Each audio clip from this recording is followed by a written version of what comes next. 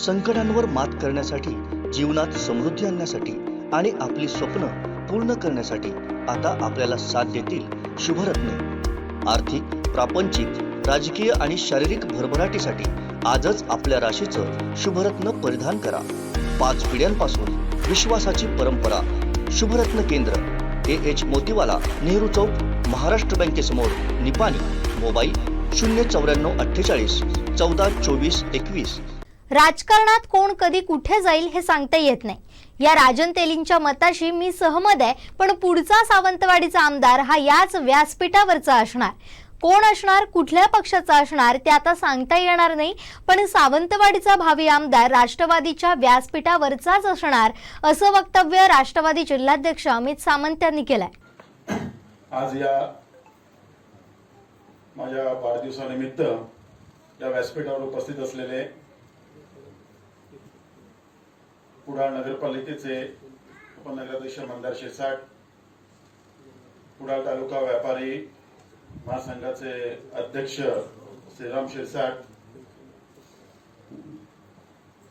माझ्या छोट्या बहिणीसारख्या असलेल्या आणि आज आमचा 21 जूनला फार मोठा कार्यक्रम शरद पवार साहेबांच्या उपस्थितीत मुंबईला आहे। आम्ही सगळ्यांनी तिकडे उपस्थित राहणं अत्यंत गरजेचं होतं।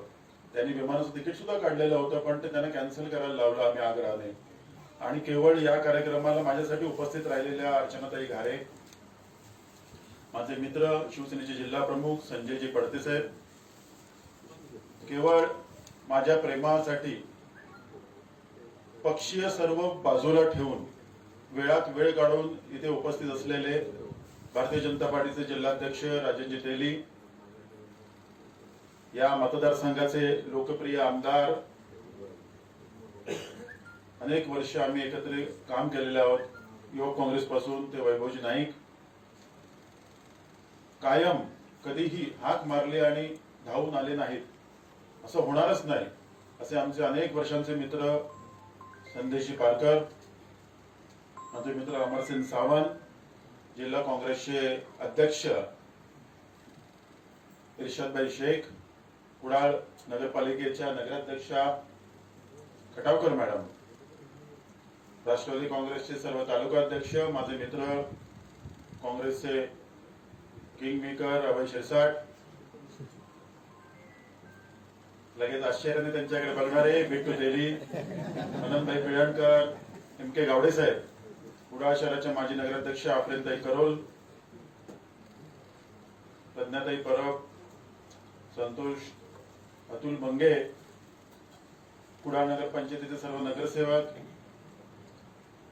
जिल्हा बँकेचे संचालक आत्माराम ओटवणेकर, सर्व तालुका अध्यक्ष, सर्व पदाधिकारी। आताच माझ्यापूर्वी राजनभाईंनी भाषण केलं की कधी कोण, माझे मित्र परशुराम उपारकर साहेब आता इथे आलेले आहेत मनसेचे, त्यांचं सर्वप्रथम हार्दिक स्वागत करतो।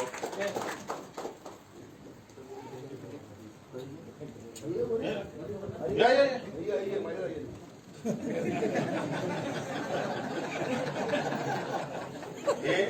हे सिंधुदुर्ग जिल्ह्याचं खरं वैशिष्ट्य आहे की खुर्ची कोण सोडायला बघत नाही, पण खुर्ची सोडून दुसऱ्या पक्षाच्या परंपरागत विरोधक असले तरी खुर्ची सोडून दुसऱ्याला खुर्ची देण्याचं सौजन्य फक्त सिंधुदुर्ग जिल्ह्यातल्या राजकारणावर आणि ते कणखोलीत दाखवलं जातं, हे मला बरं वाटतं।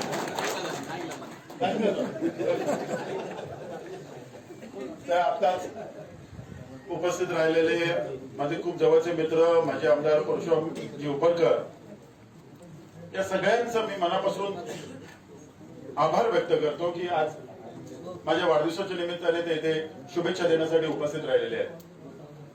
आताच राजन तेली साहेबांनी सांगितलं की कधी कोण कुठे जाईल काही सांगू शकत नाही।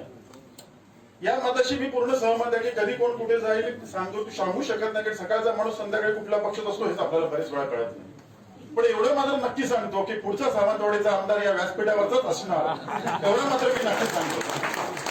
मग कुठल्या पक्षाचा असेल, कोण असेल हे आता नाही सांगू शकत। उपरकर साहेब तुम्ही सुद्धा आता आलाय, त्याच्यामुळे सगळेजण त्याच्यात आले, पण सावंतवाडीचा आमदार या व्यासपीठावरचाच पुढच्या वर्षी असणार आणि 21 जूनच्या दिवशी पण इकडे असणार, थोडी तुम्हाला खात्री देतो।